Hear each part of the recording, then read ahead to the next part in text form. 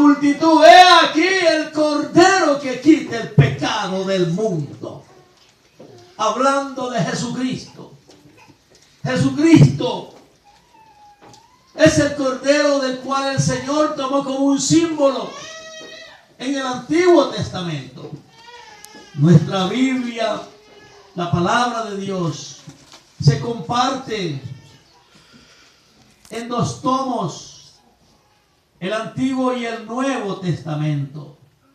Y es que podremos decirlo lo que dijo el Señor: el antiguo pacto y el nuevo pacto que hay en la descripción de su palabra. Y el Señor declara entonces de que estos símbolos son los que comparte la Biblia para enseñarnos, amados hermanos. Jesucristo es el Dios invisible. Juan capítulo 1 nos declara que en el principio era el Verbo y el Verbo era con Dios y este Verbo es Dios. Verso adelante en el 13, en el 12 declara: y este Verbo se hizo carne. En otras palabras, ese Espíritu tomó un envase, un embudo, una cobertura en la que demuestra que ya el Espíritu que no se miraba, ahora se ve. Nació.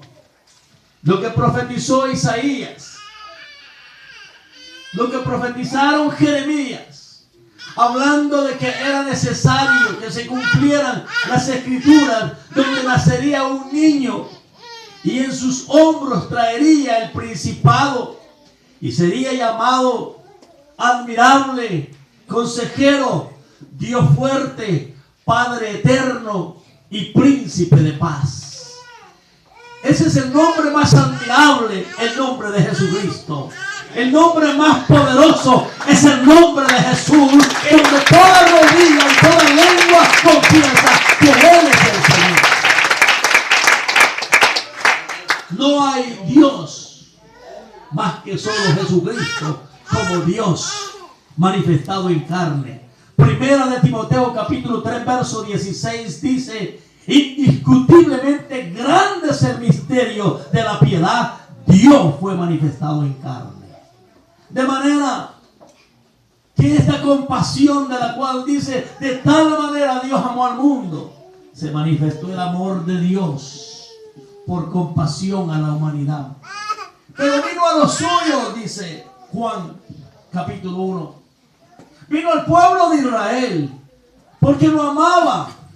Amaba tanto a su pueblo. A los suyos vino, pero los suyos no lo recibieron. Oiga, qué triste es despreciar a Dios.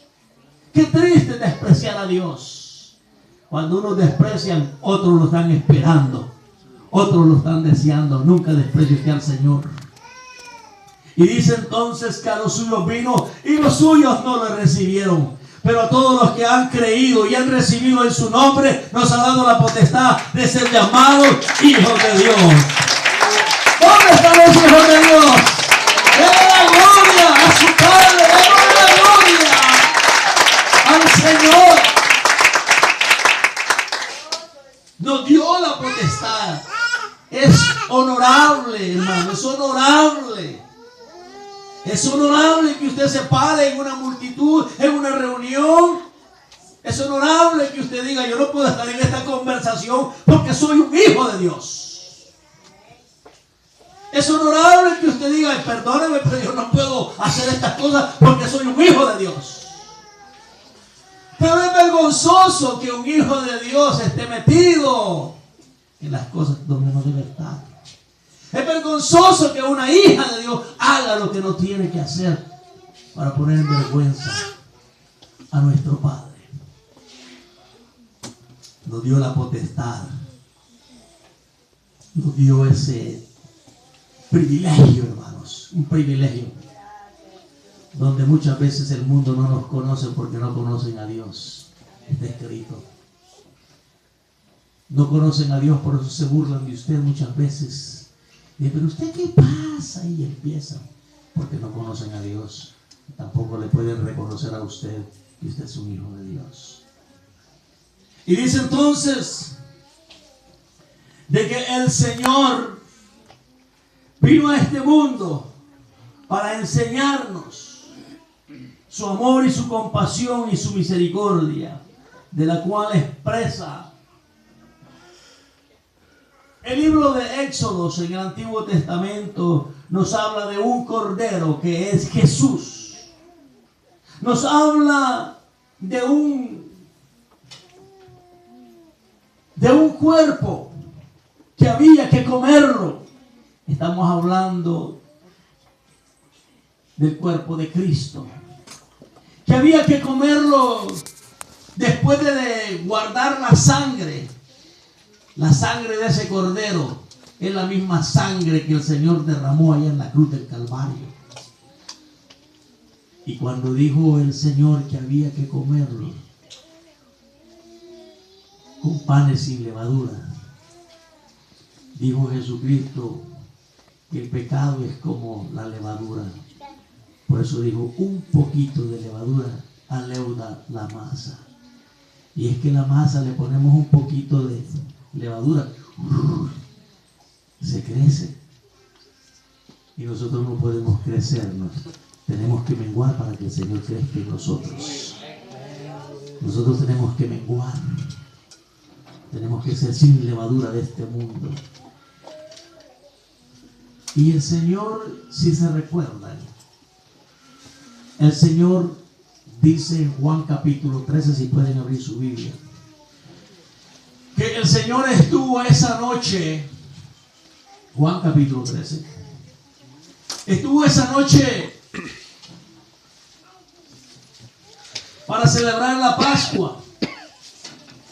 Y es ahí, amados hermanos, donde miramos a un gran divino maestro, Dios maravilloso.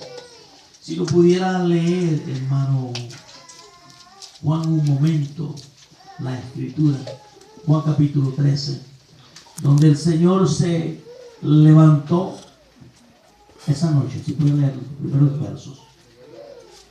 Sí, Juan capítulo 13, los primeros versos. Antes de la fiesta de la Pascua, sabiendo Jesús que su hora había llegado para que pasase de este mundo al Padre, como había amado a los suyos que estaban en el mundo, los amó hasta el fin. Y cuando cenaban, como el diablo ya había puesto en el corazón de Judas Iscariote, hijo de Simón, que le entregase, sabiendo Jesús que el Padre le había dado todas las cosas en las manos, y que había salido de Dios y a Dios iba. Amén. Sabía que había salido de Dios. Jesús. Ahora Jesús se levantó de la mesa la última noche. Estaban celebrando la Pascua, como todo judío. Estaba Jesús también celebrando la Pascua. Pero era el último día en la que el Señor estaba reunido con sus discípulos. Y antes